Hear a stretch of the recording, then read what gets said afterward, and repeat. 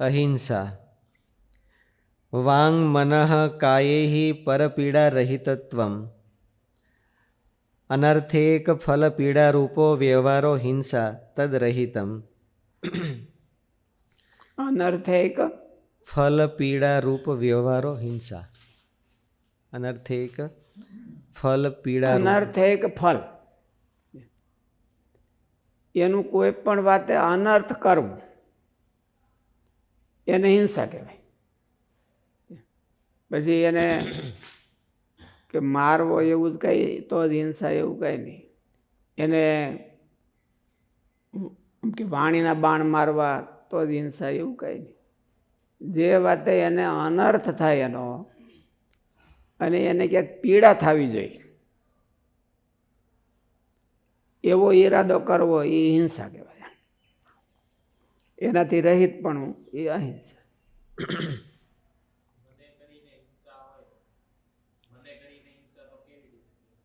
મને કરીને હિંસા કેવી રીતે ગણાય? કોને? નીચા હોય. મન કરીને, મને કરીને. વાંગ મન કાયા હોય એમ આવ્યું ને? હા.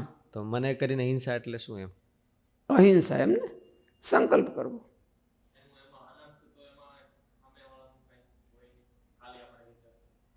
અનર્થ કરી દે તો જ હિંસા, એમ નહીં. અનર્થ કરવાનો સંકલ્પ કરે એ હિંસા.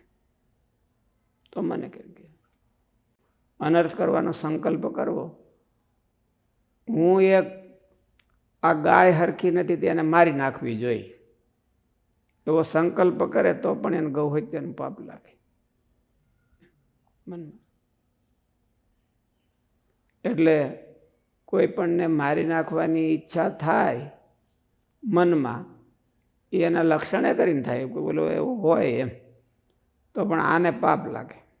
એની હિંસા કરી માનસિક. એમ કોઈક દીક સંકલ્પ કરે છે તો કોઈક દીક પ્રત્યક્ષ હોતે કરે, એવું ખરું.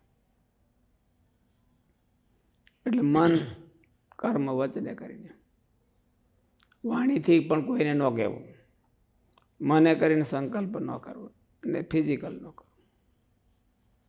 સંકલ્પમાં ઓલાને સામેવાળાની પીડા તો ન થઈ હોય.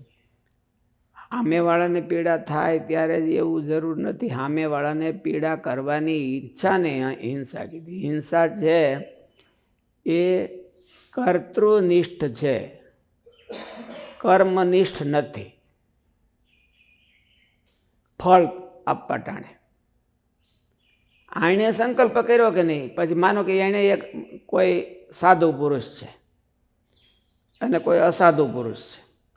અસાધુને મનમાં એમ સંકલ્પ થયો કે હું આને એક ધોકો મારું,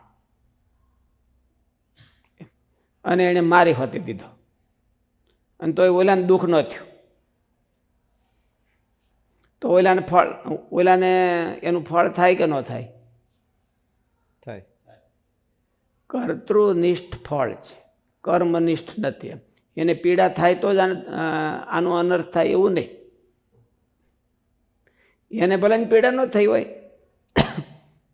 પણ પીડા કરવાની ઈચ્છા કરીને એને એટલે થઈ.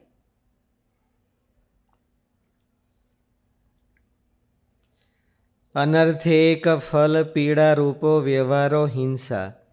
અનર્થેક પીડા એટલું જ નહીં, અનર્થેક ફલ અનર્થ હોતે. એમ અનર્થ કરવાની ઈચ્છા થાય કે પીડા આપવાની ઈચ્છા થાય એટલે હિંસા ગણાણી. અનર્થેક ફલ પીડા રૂપો વ્યવહારો હિંસા. એનું આપણે બખાડ જંતર કાઢી નાખીએ. એનું કોકનું હરખું હાલ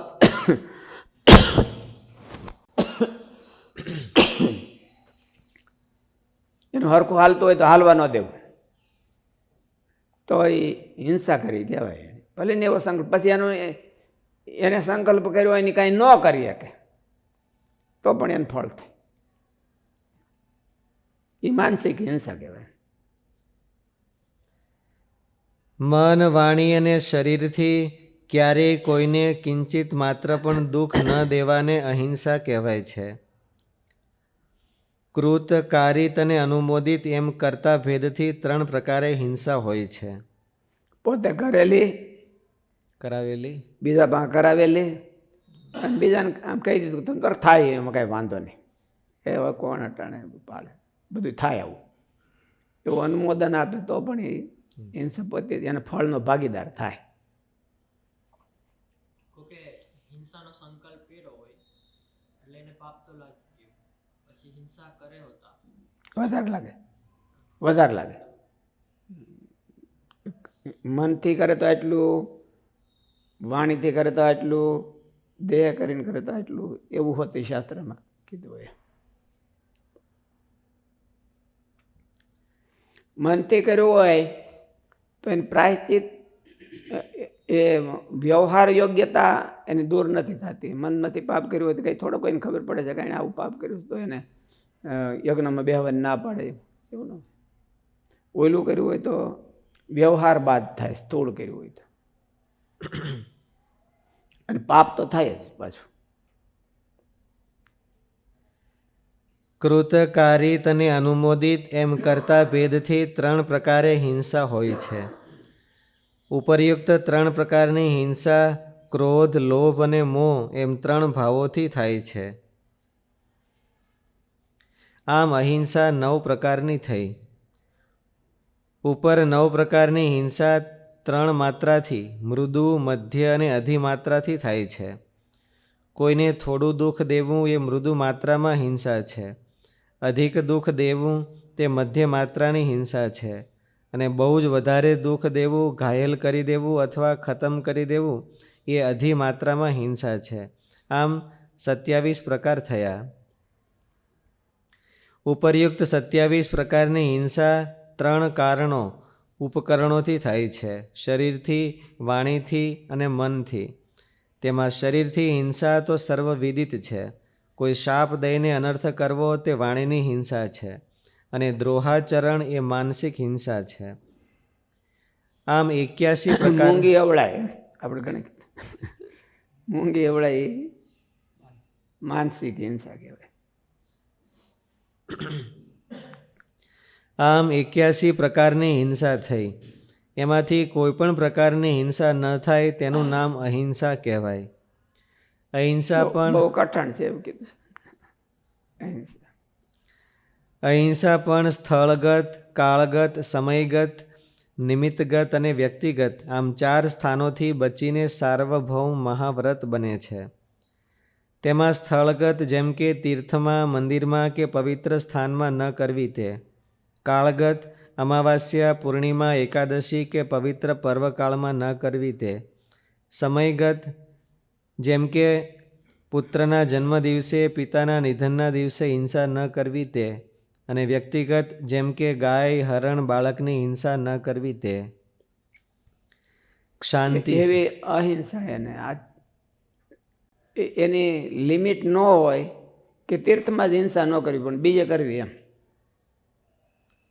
તો કોઈ પણ જગ્યાએ ન કરવી, કોઈ પણ સ્થાનમાં ન કરવી, તો એને સાર્વભૌમ વ્રત કહેવાય. 4 વાના હચવાઈ દો તો એને સાર્વભૌમ વ્રત કહેવાય. ક્ષાંતિ અહિંસા ત્યાગે, અહિંસાનો ત્યાગ કરે તો શું થાય? બધા વેર તત્સન્નિધો વેર ત્યાગ. અહિંસા હોય પૂરી તો સ્વાભાવિક વેરી પ્રાણીઓ હોય એની ઉપર અસર થાય, એ વેરનો ત્યાગ કરી દે. સિંહ ને સસલું બે એક નદીમાં પાણી પીવે એમ કે એક હારે પાણી પીએ એના સાનિધ્યમાં. એટલે